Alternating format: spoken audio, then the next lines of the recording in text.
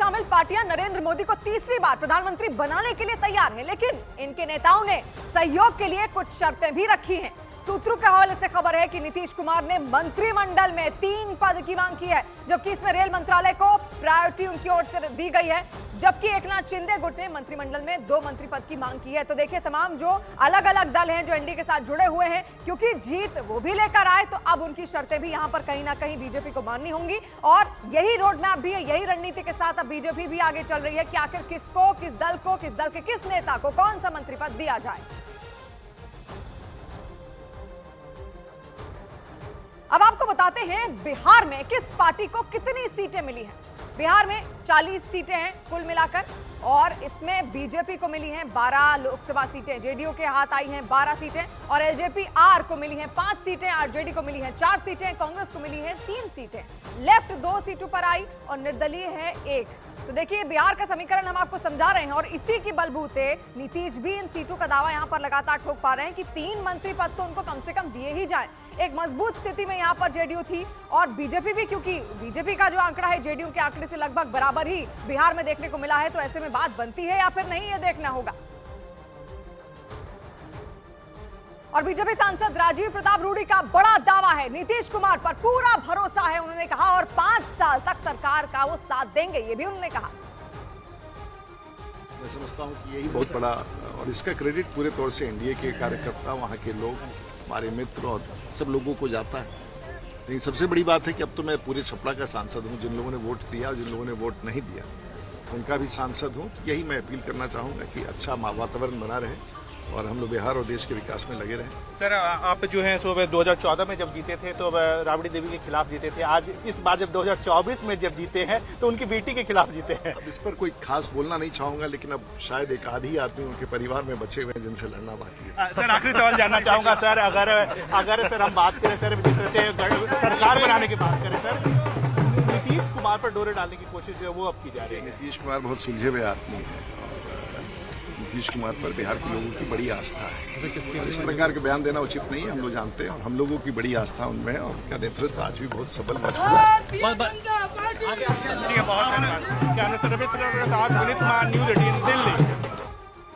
तो देश भर से तो तमाम प्रतिक्रियाएं सामने आ रही हैं, और दुनिया भर से पीएम मोदी को बधाई संदेश भी दिए जा रहे हैं। श्रीलंका के राष्ट्रपति, बांग्लादेश की पीएम शेख हसीना, मॉरिशस के पीएम, नेपाल के पीएम, भूटान के राजा, द नेदरलैंड्स के पीएम, रूस के राष्ट्रपति, ब्रिटेन के पीएम, ये तमाम ऐसे राष्ट्राध्यक्ष हैं जिन्होंने प्रधानमंत्री नरेंद्र मोदी को उनके तीसरे कार्यकाल के लिए यहां पर बधाई दी है, क्योंकि तीसरी बार एक बार फिर से जनता ने अपनी विश्वसनीयता उन पर दर्ज की और अपना भरोसा एक बार जताया है, और वो जनता चाहती है कि एक बार फिर से प्रधानमंत्री नरेंद्र मोदी यहां पर शपथ ले। तो ऐसे में देश दुनिया के तमाम बड़े राष्ट्राध्यक्ष उनको बधाई दे रहे हैं, और प्रधानमंत्री मोदी के शपथ ग्रहण के लिए कई देशों के राष्ट्राध्यक्ष को न्योता भेजा गया है। उसमें श्रीलंका के राष्ट्रपति शामिल हैं, महिंदा राजपक्षे, बांग्लादेश की पीएम शेख हसीना शामिल है, नेपाल के पीएम, मॉरिशस के पीएम, भूटान के राजा, ये तमाम ऐसे राष्ट्राध्यक्ष होंगे जो शपथ ग्रहण समारोह में शामिल होंगे प्रधानमंत्री नरेंद्र मोदी के। और ऐसे में वो जो तारीख होगी वो होगी 8 जून की।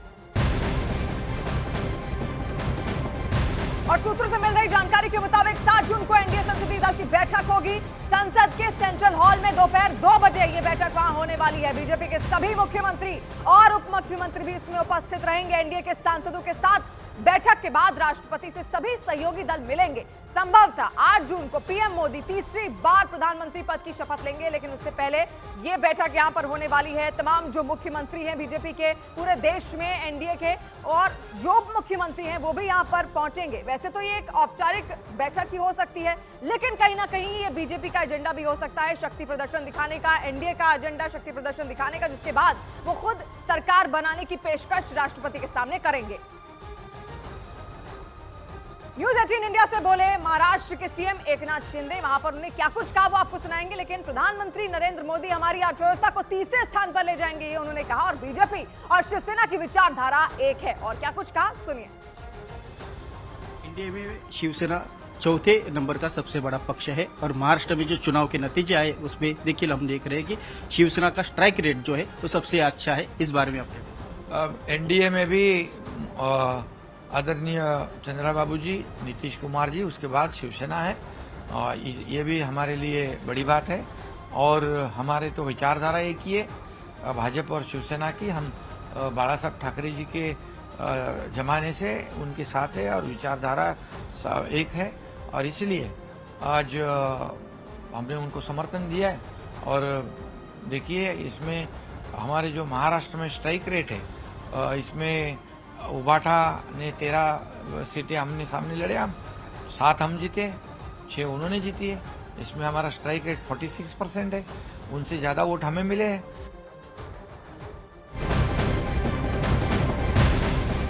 और सूत्रों के हवाले से खबर है कि इंडिया गठबंधन सरकार बनाने की कोशिश नहीं करेगा। बुधवार को इंडिया गठबंधन की बैठक में इस मुद्दे पर चर्चा की गई और खबर है कि इंडिया गठबंधन फिलहाल विपक्ष में बैठेगा और अगर भविष्य में ठोस समर्थन मिला तो गठबंधन सरकार बनाने का दावा उनकी ओर से यहां पर पेश किया जा सकता है। लेकिन फिलहाल इंडिया गठबंधन की बैठक में यह तय हुआ है कि उसके नेता संसद के अंदर और बाहर मुद्दों की लड़ाई जारी रखेंगे। तो देखिए यहां पर अब फैसला किया जा चुका है। इंडिया गठबंधन, जिससे ये उम्मीद की जा रही थी कि क्या इंडिया गठबंधन की ओर से भी सरकार बनाने का दावा यहां पर पेश किया जाएगा, क्या और दलों को वो अपने साथ जोड़ेगा, लेकिन फिलहाल उसने अपना रुख स्पष्ट कर दिया है कि ऐसा कुछ भी नहीं है और वो विपक्ष में बैठेंगे। Will continue to fight against the fascist rule of the BJP led by Modi. We will take appropriate steps at the appropriate time to realize the people's desire not to be ruled by the BJP's government, and this is our decision. वहीं India गठबंधन की बैठक में कांग्रेस अध्यक्ष मल्लिकार्जुन खड़गे ने BJP पर निशाना साधा। खड़गे ने कहा कि लोकसभा चुनाव में बीजेपी की नीतियों के खिलाफ जनादेश आया है और ये जनादेश मोदी जी की राजनीतिक ही नहीं नैतिक हार भी है। तो लगातार इंडिया गठबंधन की ओर से इसे प्रधानमंत्री नरेंद्र मोदी की नैतिक हार बताया जा रहा है और साथ साथ वो ये भी कह रहे हैं कि जो जनादेश आया है वो उनकी नीतियों के खिलाफ है, बीजेपी की नीतियों के खिलाफ है। The people's mandate has given befitting reply to the BJP and their politics of hate, corruption and deprivation. This is a mandate in defense of the Constitution of India and against price rise, unemployment and crony capitalism, and also to save democracy. The India bloc will continue to fight against the fascist rule of the BJP led by Modi. India गठबंधन में शामिल नेताओं ने BJP पर निशाना साधा। उनका साफ तौर पर यह कहना है कि मोदी जी सरकार बनाने जा रहे हैं लेकिन उन्हें बहुमत नहीं मिला है। जो एकजुट चुनाव से पहले रही वही आज कायम रही।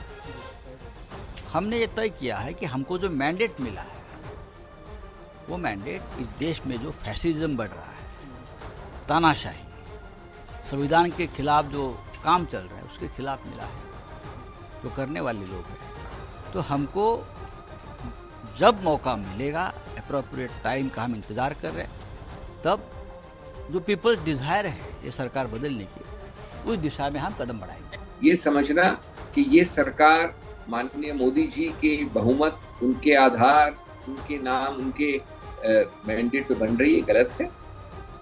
वो ये उन लोगों के साथ बन रही है जिनके साथ शादी भी पहले हो चुकी है, डिवोर्स भी पहले हो चुका है, काफी कटुता भी रह चुकी है, और वापस अगर अच्छी शादी होती है तो अच्छी बात है, देश का भला अगर हो तो।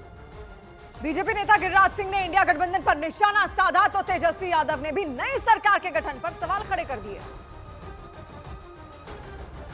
पहले अपने तो जुट जाएं एक। ममता बनर्जी अलग थी, कांग्रेस को लात मारी, वो अधीर रंजन को हराई, और वो भी कर रही है एनडीए में, इंडी में है। इंडी मिंडी में कौन है नहीं है, कौन रहेगा? जब मोदी जी ले लेंगे 1 महीना में देखिएगा, फिर जिस राज्य का विधानसभा आएगा फिर आनंद से रहेगा। ये लोग निर्लज लोग हैं। नरेंद्र मोदी जी खत्म हो चुके हैं, उनका मैजिक खत्म हो चुका है, वो बहुमत से काफ़ी दूर हैं। अब उनको जो है बिना उनके 2 बड़े जो सहयोगी हैं, बिना उनके अब सरकार चल नहीं सकती है। तो काफ़ी दबाव जो है हमको लगता है अगर देने पर पावर है, संख्या भारी है, तो बिहार के लिए इतना करना ही चाहिए।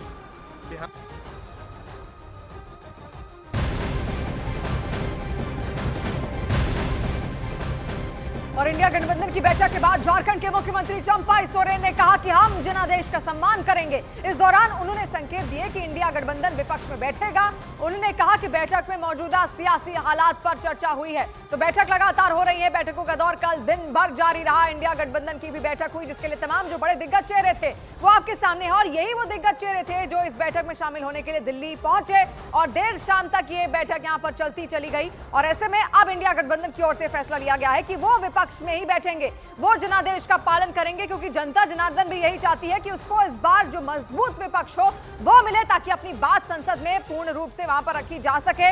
और ऐसे में अब इंडिया गठबंधन ने भी कह दिया है कि वो सरकार फिलहाल नहीं बनाएंगे, लेकिन आगे आने वाले भविष्य में अगर ऐसा कोई मौका मिलता है, दल साथ में आते हैं, तो सरकार बनाने का दावा पेश कर सकते हैं। जो इंडिया अलायंस की बैठक हुई लोकसभा चुनाव के परिणाम आने के बाद, उस बारे में क्या वहां की बैठक में क्या चर्चा हुई? अभी झारखंड हर क्षेत्र का जो भी परिणाम आया उसका ऊपर में चर्चा हुआ। आगे आप लोग क्या सरकार बनाने की कोशिश करेंगे? जो कहा जा रहा था कि चंद्रबाबू नायडू और बाकी लोगों से भी हम लोग संपर्क में हैं, करने की कोशिश करेंगे, ये बात कही जा रही थी। देखो अभी के पॉलिटिकल का सिचुएशन पर चर्चा हुआ है ना,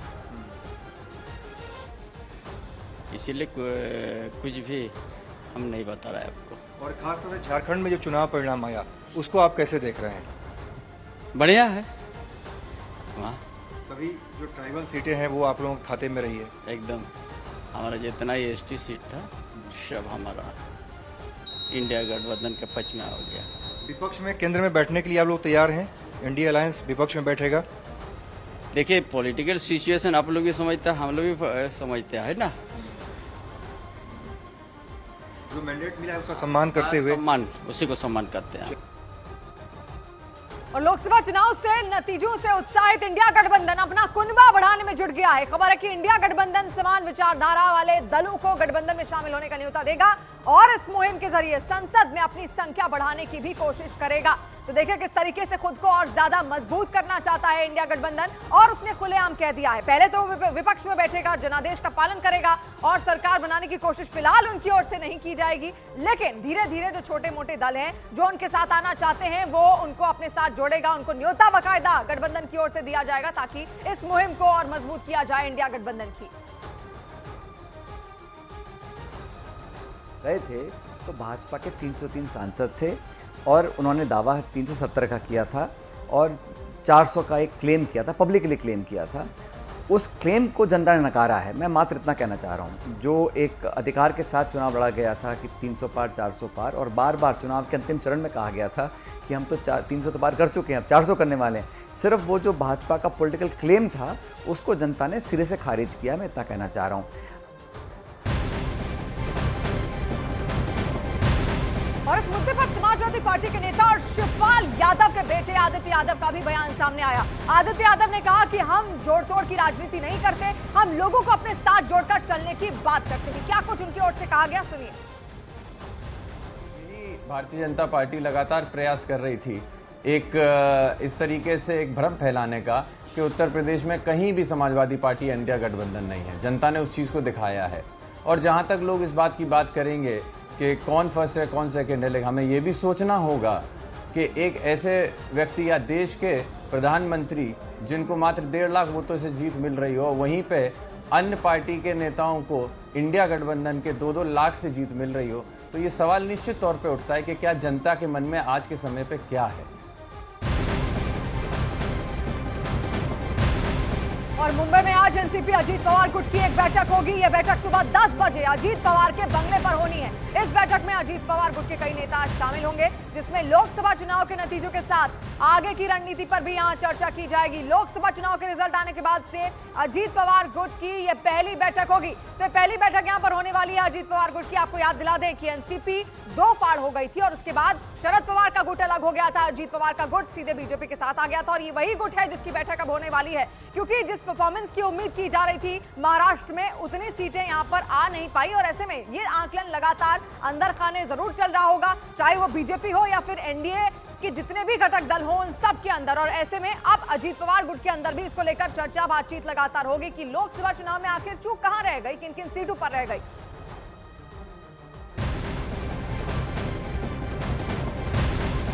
और महाराष्ट्र में बीजेपी के खराब प्रदर्शन पर घमासान मचा हुआ है। महाराष्ट्र की 48 लोकसभा सीटों में से बीजेपी को महज 9 सीटें मिली हैं, जिसके बाद महाराष्ट्र के डिप्टी सीएम ने इस्तीफे की पेशकश की। उन्होंने हार की जिम्मेदारी लेते हुए इस्तीफे की पेशकश की थी, जिसके बाद से वहां घमासान मचा हुआ है और उन्हें मनाने का दौर भी अब लगातार जारी है। वहीं ये माना जा रहा है कि आज महाराष्ट्र के मुख्यमंत्री एकनाथ शिंदे और अजीत पवार देवेंद्र फडणवीस से मुलाकात कर सकते हैं। दोनों नेता उन्हें मनाने की कोशिश करेंगे। इससे पहले एकनाथ शिंदे से देवेंद्र फडणवीस से फोन पर बातचीत हुई थी और उन्हें इस्तीफा वापस लेने को कहा गया था।